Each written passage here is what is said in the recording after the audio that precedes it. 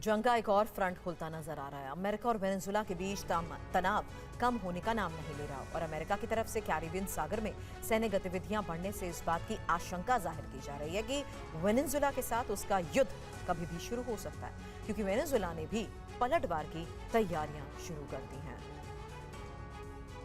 दुनिया के super power को समंदर से ये चुनौती ना तो चीन की तरफ से दी जा रही है, ना ईरान या उत्तर कोरिया से।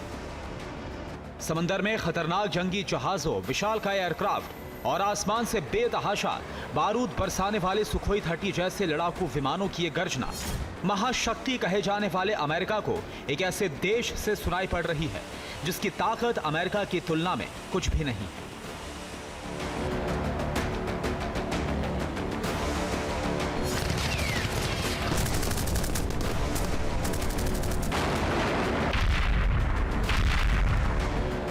कैरेबियन सागर में एक नई जंग की आहट सुनाई दे रही है।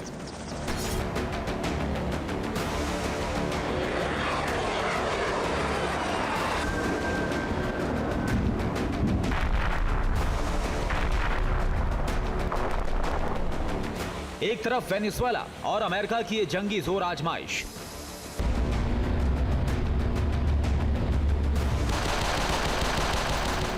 तो दूसरी तरफ अमेरिकी प्रेसिडेंट डोनाल्ड ट्रंप का वेनेजुएला के खिलाफ समंदर में बारूदी एक्शन।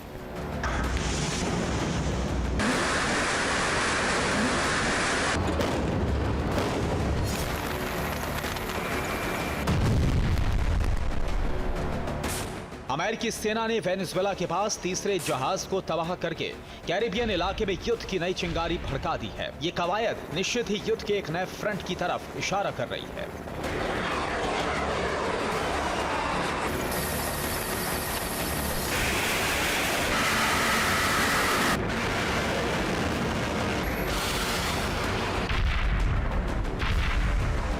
वेनेजुएला ने साफ तौर पर इसे अघोषित युद्ध की संज्ञा दी है। मतलब अमेरिका के साथ छोटे से कैरिबियाई देश वेनेजुएला की जंग के खतरे बढ़ते जा रहे हैं। कैरेबियन सागर में जैसे ही अमेरिका ने अपनी हलचल को बढ़ाया, उसके काउंटर में वेनेजुएला ने भी जवाबी तैयारियां शुरू कर दी हैं। जाहिर है कैरेबियन इलाके में बारूदी तनाव काफी ज्यादा इससे बढ़ जाएगा।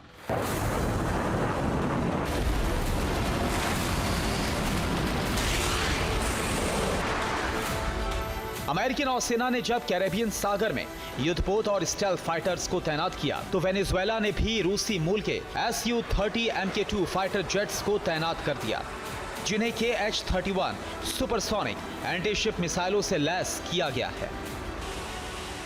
वेनेजुएला ने ला और चिला समेत कई द्वीपों पर अपने जंगी जहाजों और फाइटर जेट्स की तैनाती की है। सॉवरेन कैरेबियन 200 नामक ये युद्धाभ्यास 18 सितंबर से शुरू किया गया। इस अभ्यास में 2500 से ज्यादा सैनिक शामिल हैं। 12 जहाज और 22 विमान भी अभ्यास में उतारे गए हैं। जाहिर है अगर कैरेबियन सागर में अमेरिकी सेना अपने लाव लश्कर समेत मौजूद है, तो उसी समंदर में वेनेजुएला सिर्फ युद्धाभ्यास करने के लिए अपने जंगी जहाज और लड़ाकू विमान नहीं उतारेगा।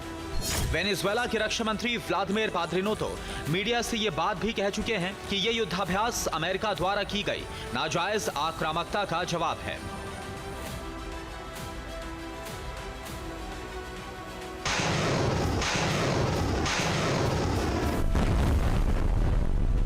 दरअसल ये टकराव तब और बढ़ गया जब अमेरिकी सेना ने वेनेजुएला के पास तीसरे जहाज को तबाह करने के पीछे भी मादक पदार्थों की तस्करी को कारण बताया। अमेरिकी राष्ट्रपति ट्रंप ने सोशल मीडिया पर दावा किया कि उनके ही आदेश पर ड्रग तस्करों के जहाज पर हमला किया गया। इसके बाद वेनेजुएला के प्रेसिडेंट मादुरो का भड़कना लाजमी था। उन्होंने भी समंदर में अपने जंगी बेड़े को उतार दिया। वेनेजुएला के पास लगभग 21 Su-30 Mk2 फाइटर जेट्स हैं। हालांकि इनमें से कुछ तकनीकी दिक्कतों के कारण स्टोरेज में रखे गए हैं। फिर भी कैरेबियन सागर के द्वीपों में इनकी तैनाती अमेरिका के लिए एक बड़ी चेतावनी मानी जा रही है।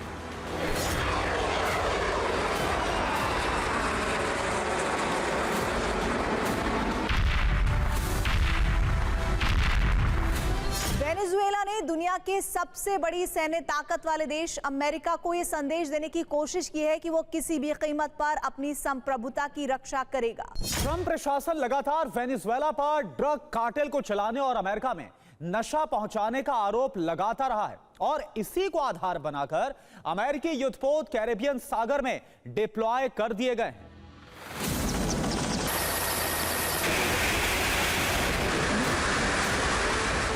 हाल ही में अमेरिका ने 2 बार कैरेबियन सागर में वेनेजुएला की बोट्स पर हमला किया था।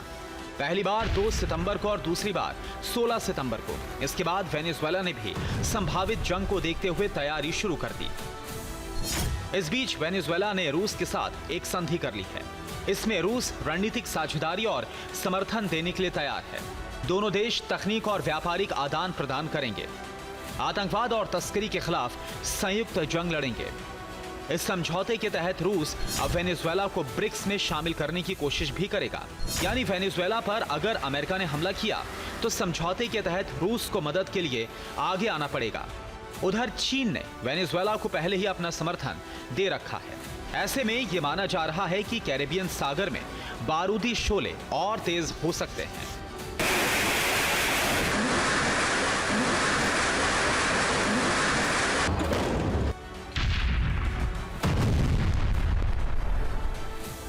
Bureau report, TV9 Bharatvarsh.